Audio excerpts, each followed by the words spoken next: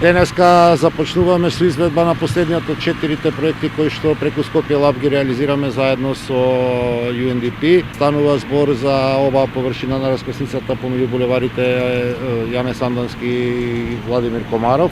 Вредност на проектот е околу 3,7 милиони денари. Очекувам дека во наредните 30 дена ќе дојде до целосно редизајнирање на овој јавен простор и тоа редизајнирање на начин како што цело време го правиме на неколку различни локации во нашиот град.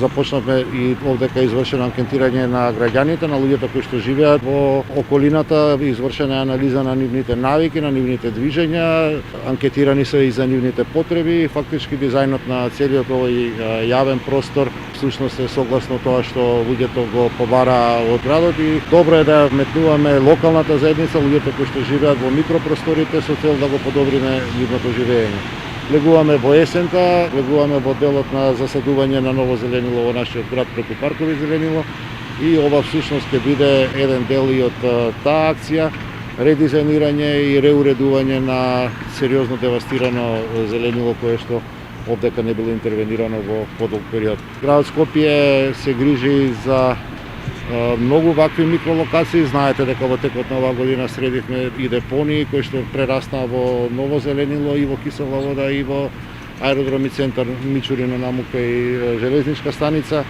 Ваквите простори веќе првите 3 што ги промовиравме се во завршна фаза, Карши паркови зеленило завршуваме, така што јас очекувам дека полека со вакви едни микроработи всушност го подобруваме и квалитетот на живењето на нашите граѓани. Благодарам.